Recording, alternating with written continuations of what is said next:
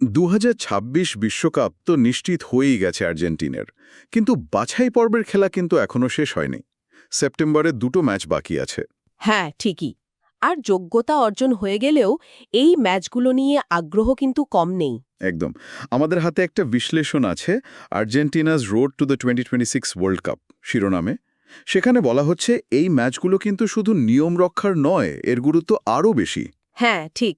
তো আজকে আমরা এই ম্যাচগুলোর সময়সূচি, কনটেক্সট আর যোগ্যতা অর্জন হয়ে যাওয়ার পরেও কেন এগুলো গুরুত্বপূর্ণ, এই সব নিয়ে একটু বিস্তারিত আলোচনা করব। হ্যাঁ, মানে এই বিশ্লেষণটা বেশ ইন্টারেস্টিং কিছু পয়েন্ট বলছে। যেমন ধরুন, মূল পর্ব যেহেতু নিশ্চিত, কোচ লিওনেল স্ক্যালোনির জন্য এটা একটা সুযোগ। সুযোগ? কিসের সুযোগ? এই যে, একটু চাপ ছাড়া খেলার সুযোগ, দলকে ঝালিয়ে নেওয়া, কিছু পরীক্ষা-নিরীক্ষা করা। এই ম্যাচগুলোকে কিন্তু এইভাবেই দেখা হচ্ছে। আচ্ছা আচ্ছা, মানে একটা ঘরের মাঠে আরেকটা বেশ কঠিন অ্যাওয়ে ম্যাচ। ঠিক। ভেনেজুয়েলার সাথে ঘরের মাঠে একরকম চ্যালেঞ্জ, আবার ওই যে ইকুয়েডরের ভয়ঙ্কর উচ্চতায় অ্যাওয়ে ম্যাচ, সেটা আবার পুরো অন্যরকম পরিস্থিতি। চলুন তাহলে প্রথম ম্যাচটা দিয়ে শুরু করি। 5 সেপ্টেম্বর শুক্রবার ভেনেজুয়েলার সাথে খেলা। হুম। নিজেদের মাঠে বুয়েনোস আইরেসের ওই মাস মনুমেন্টাল স্টেডিয়ামে। বাংলাদেশ সময় ভোর 5:30। মানে ঘরের মাঠের অ্যাডভান্টেজ তো থাকছেই। অবশ্যই, ঘরের মাঠে খেলা, চেনা পরিবেশ, তার ওপর হাজার হাজার সমর্থকের সামনে, এটা সবসময় একটা আলাদা মোটিভেশন দেয়। মাস মনুমেন্টাল তো আর এমনি স্টেডিয়াম নয়, আর্জেন্টাইন ফুটবলের জন্য একটা অন্যরকম জায়গা। ঠিক। বিশ্লেষণটাতেও এই বিষয়টা আছে। মানে এটা শুধু 3 পয়েন্টের জন্য খেলা না, সমর্থকদের সামনে নিজেদের দাপটটা আরেকবার দেখানোর সুযোগ। বিশ্বকাপ নিশ্চিত করার পর দেশের মাটিতে এটাই তো গুরুত্বপূর্ণ ম্যাচ। তার মানে একটা প্রত্যাশার চাপও থাকছে। কিছুটা তো বটেই। সমর্থকরা চাইবেন দল জিতুক, ভালো খেলুক। আচ্ছা, এই বিশ্লেষণে কি এমন কোনো ইঙ্গিত আছে যে স্ক্যালোনি হয়তো এই ম্যাচে, ভেনেজুয়েলা ম্যাচে একটু হালকাভাবে নেবেন, হয়তো বেঞ্চের কয়েকজনকে দেখে নিলেন? দেখুন, পরীক্ষা-নিরীক্ষার সুযোগ তো নেবেনই, কিন্তু হালকাভাবে নেওয়ার সুযোগ আছে কিনা বলা মুশকিল।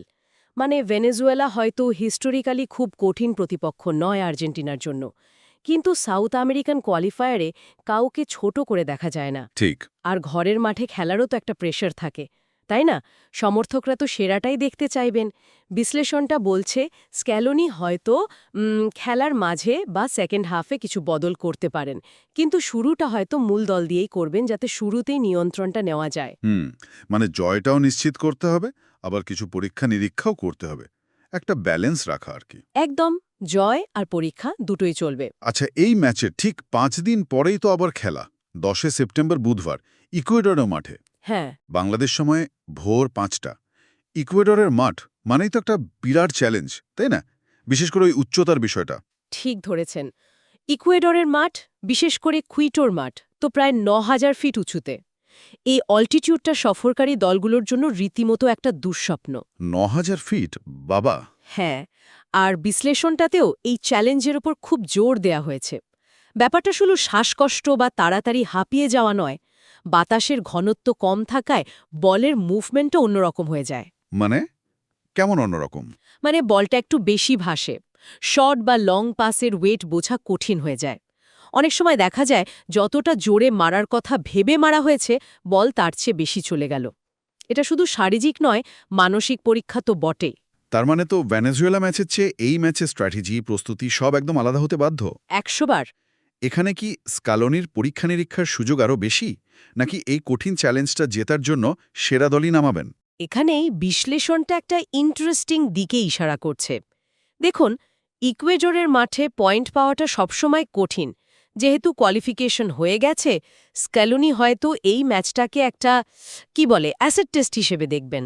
অ্যাসেড টেস্ট। হ্যাঁ, মানে তিনি দেখতে চাইবেন তার দলের কোন খেলোয়াড়রা এই চরম প্রতিকূল পরিবেশেও নিজেদের সেরাটা দিতে পারে, কারা মেন্টালি ভেঙে পড়ে না। তাই এখানে হয়তো আমরা একাদশে এমন কয়েকজনকে দেখতে পারি যাদের এই রকম কন্ডিশনে খেলার অভিজ্ঞতা কম।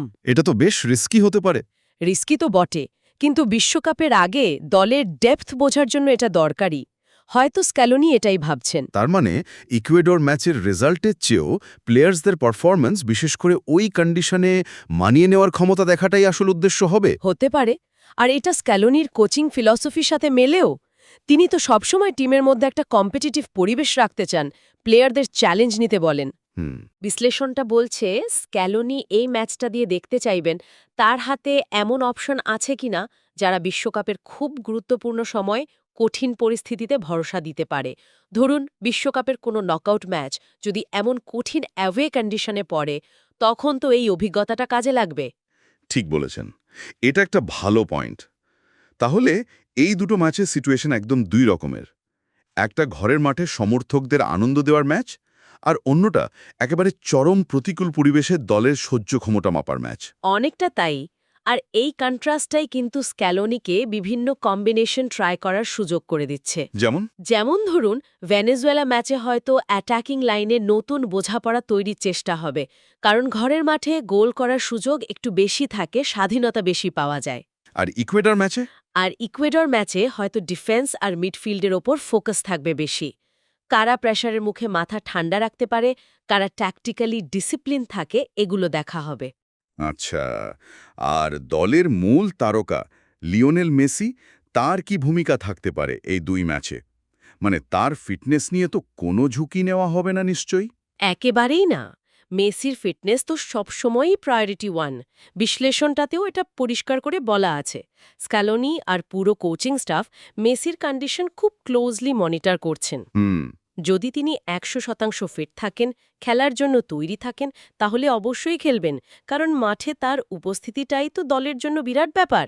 কিন্তু যদি এক বিন্দুও ঝুঁকি থাকে, তাহলে তাকে বিশ্রাম দেওয়া হবে। সেটাই স্বাভাবিক, বিশ্বকাপ তো বেশি দূরে নয়। ঠিক, তাই এই মুহূর্তে তাকে ফ্রেশ রাখা, ফিট রাখাটাই সবচেয়ে জরুরি।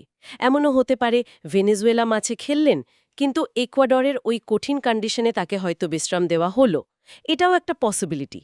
তার মানে মেসি খেলবেন কি খেলবেন না বা কতক্ষণ খেলবেন, এটাও স্ক্যালোনির প্ল্যানের একটা অংশ। ফিটনেস আর কন্ডিশনের উপর নির্ভর করছে সব। একদম। আচ্ছা, এবার আসি মূল প্রশ্নে। কোয়ালিফিকেশন তো হয়েই গেছে, পয়েন্ট টেবিলের দিক থেকে তো এই ম্যাচগুলোর আর কোনো মূল্য নেই টেকনিক্যালি। কিন্তু দলের মোরাল, বিশ্বকাপে প্রস্তুতি, এগুলোর জন্য এর গুরুত্ব ঠিক কতটা? এগুলো কি সত্যি শুধু ফর্ম্যালিটির ম্যাচ? ফর্ম্যালিটি মনে হলেও গুরুত্বটা অন্য জায়গায়। যেমনটা বলছিলাম, ভেনেজুয়েলার বিপক্ষে ঘরের মাঠে জেতাটা সমর্থকদের জন্য জরুরি, দলের মোমেন্টাম ধরে রাখার জন্য জরুরি। হ্যাঁ, একটা উইনিং হ্যাবিট থাকাটা দরকার। অবশ্যই। একটা জয় সবসময় কনফিডেন্স বাড়ায়। প্লেয়াররা যখন জানে যে তারা জয়ের ধারায় আছে, তাদের বডি ল্যাঙ্গুয়েজ অন্যরকম থাকে। বিশ্লেষণটা বলছে এই ম্যাচটা হলো বিশ্বকাপের আগে নিজেদের দুর্গে শেষবারের মতো শক্তি দেখানোর সুযোগ। আর ইকুয়েডরের ম্যাচটা, সেটার তাৎপর্য ওটা তো আরও কঠিন। আমার মতে ইকুয়েডর ম্যাচের তাৎপর্যতা আরও গভীর। ওই ম্যাচটা শুধু ফিজিক্যাল নয়, মেন্টাল টাফনেসেরও পরীক্ষা। ওই ভয়ঙ্কর উচ্চতায় 90 মিনিট কনসেন্ট্রেশন ধরে রাখা, ট্যাকটিক্যালি সাউন্ড থাকা, প্রতিপক্ষের প্রেসার সামলানো, এগুলো কিন্তু অনেকটা বিশ্বকাপের নকআউট স্টেজের পরিস্থিতির মতো। ঠিক। যদি দল ওই কঠিন ম্যাচ থেকে একটা পজিটিভ রেজাল্ট নিয়ে ফিরতে পারে, ধরুন ড্র করতে পারলেও, সেটা দলের মেন্টাল রেজিলিয়েন্স অনেক বাড়িয়ে দেবে। বিশ্লেষণটা এই ম্যাচটাকে একটা ক্যারেক্টার টেস্ট হিসেবে দেখছে, মানে দল হিসেবে আর্জেন্টিনা কতটা লড়াকু সেটা প্রমাণ করার ম্যাচ। তার মানে দাঁড়াচ্ছে, বাছাই পর্বটা যদি জয় দিয়ে বা অন্তত ভালো খেলে শেষ করা যায়, সেটার একটা বড় সাইকোলজিক্যাল ইম্প্যাক্ট পড়বে টিমের ওপর। বিশ্বকাপের আগে কনফিডেন্স লেভেলটা হাই থাকবে। একদম তাই। ফুটবল তো শুধু পায়ের খেলা নয়, মনেরও খেলা। একটা দল যখন বিলিভ করে যে তারা যে কোনো পরিস্থিতিতে জিততে পারে, সেটার রিফ্লেকশন মাঠে দেখা যায়। এই ম্যাচগুলো সেই বিশ্বাসটাকে আরও স্ট্রং করার সুযোগ। উইনিং মেন্টালিটিটা ধরে রাখা খুব ইম্পর্ট্যান্ট। তাই পয়েন্ট টেবিলে গুরুত্ব না থাকলেও বিশ্বকাপের ফাইনাল প্রিপারেশনের অংশ হিসেবে এই ম্যাচগুলো খুবই গুরুত্বপূর্ণ। আর দর্শকদের দিক থেকেও তো আগ্রহ থাকবেই, তাই না? ফর্ম্যালিটির ম্যাচ হলেও আর্জেন্টিনার খেলা বলে কথা। অবশ্যই, আর্জেন্টিনার ফ্যানরা তো সবসময়ই তাদের দলের সুন্দর ফুটবল দেখতে চায়। হ্যাঁ, দল হয়তো কিছু এক্সপেরিমেন্ট করবে, নতুন প্লেয়ারদের সুযোগ দেবে, কিন্তু খেলার স্টাইলে হয়তো খুব বড় পরিবর্তন আসবে না। স্কালোনির আন্ডারে দল যেরকম খেলে আর কি। হ্যাঁ, ওই অ্যাটাকিং কিন্তু অর্গানাইজড ফুটবল, সেটাই দেখার আশা থাকবে। আর মেসি যদি নামেন, তাহলে তো সোনায় সোহাগা। ঠিক। তাছাড়া বিশ্লেষণটা যেমন বলছে, এই ম্যাচগুলো কিন্তু ভবিষ্যতের তারকাদের দেখারও একটা সুযোগ। কোন ইয়াং প্লেয়ার উঠে আসছে, কারা নজর কাড়ছে, কারা বিশ্বকাপের স্কোয়াডে জায়গা পাওয়ার দাবি জানাচ্ছে, এইগুলো নিয়েও দর্শকদের আগ্রহ থাকবে, তাই উত্তেজনা কমবে না। তাহলে পুরো ব্যাপারটা যদি একটু সামারাইজ করি, সেপ্টেম্বরে আর্জেন্টিনা তাদের কোয়ালিফায়ারের শেষ দুটো ম্যাচ খেলছে। 5 সেপ্টেম্বর ঘরের মাঠে ভেনেজুয়েলার সাথে, আর 10 সেপ্টেম্বর ইকুয়েডরের কঠিন কন্ডিশনে তাদের মাঠে। হ্যাঁ, আর কোয়ালিফিকেশন নিশ্চিত হয়ে যাওয়ায় কোচ স্কালোনি এই ম্যাচগুলোকে শুধু ফর্ম্যালিটি হিসেবে দেখছেন না, বরং এগুলো তার জন্য টিম কম্বিনেশন দেখা, বেঞ্চ স্ট্রেংথ পরীক্ষা করা, তরুণদের সুযোগ দেওয়া, আর বিশেষ করে ইকুয়েডরের ম্যাচটা কঠিন পরিস্থিতিতে দলের ক্ষমতা যাচাই করার একটা বড় সুযোগ। এবং মেসির ফিটনেস ম্যানেজমেন্টও একটা বড় ফ্যাক্টর। অবশ্যই। মূল কথা হলো, পয়েন্ট টেবিলে গুরুত্ব না থাকলেও বিশ্বকাপের আগে দলের কনফিডেন্স, মোমেন্টাম ধরে রাখা আর বিভিন্ন স্ট্র্যাটেজি টেস্ট করার জন্য এই ম্যাচগুলো খুব গুরুত্বপূর্ণ। এগুলো বিশ্বকাপের ফাইনাল প্রস্তুতিরই অংশ। ঠিক। আর এখানে আলোচনা শেষে এসে একটা প্রশ্ন কিন্তু মনে আসছে, যেটা বিশ্লেষণটাতেও একটু হিন্ট করা হয়েছে, কি প্রশ্ন? যে এই রেজাল্ট বা পয়েন্টের বাইরে গিয়ে এই ম্যাচগুলো থেকে আমরা স্ক্যালোনির বিশ্বকাপ প্ল্যানিং নিয়ে আর কি ধারণা পেতে পারি। যেমন ঠিক কি ধরনের ধারণা? যেমন ধরুন, স্ক্যালোনি কি শুধু প্লেয়ার রোটেট করেই পরীক্ষা সারবেন, নাকি কোনো নতুন ট্যাকটিক্যাল ফর্মেশন বা অ্যাপ্রোচ ট্রাই করবেন? আমরা কি মিডফিল্ডে বা অ্যাটাকে কোনো আনএক্সপেক্টেড কম্বিনেশন দেখতে পারি? আচ্ছা। বা ধরুন, ডিফেন্সে কি কোনো তরুণ প্লেয়ারকে ইকুয়েডরের মতো টাফ ওপোনেন্টের বিরুদ্ধে পুরো ম্যাচ খেলিয়ে দেবেন? এই এক্সপেরিমেন্টগুলো কি আমাদের বলে দেবে যে বিশ্বকাপে আর্জেন্টিনা ঠিক কোন স্ট্র্যাটেজিতে খেলবে, বা হয়তো কোনো প্ল্যান বি তৈরি করা হচ্ছে?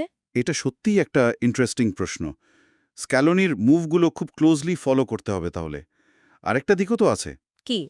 এই ম্যাচগুলোতে তো সেই অর্থে রেজাল্টের প্রেশারটা নেই।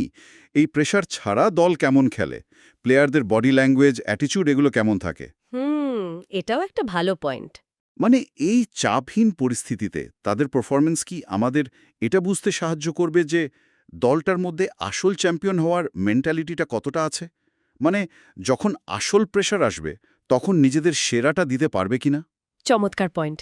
কারণ অনেক সময় দেখা যায় প্রেশার না থাকলে টিম একটু বেশি রিল্যাক্সড হয়ে যায়, আবার কখনো উল্টোটাও হয়।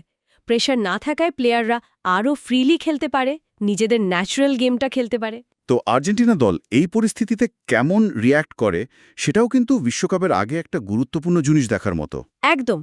তাই এই ম্যাচগুলোর স্কোরলাইন ছাড়াও এই ছোট ছোট দিকগুলো খেয়াল করাটা বেশ ইন্টারেস্টিং হবে। ভবিষ্যতের অনেক কিছুর ইঙ্গিত হয়তো এই দুটো ম্যাচের মধ্যেই লুকিয়ে আছে।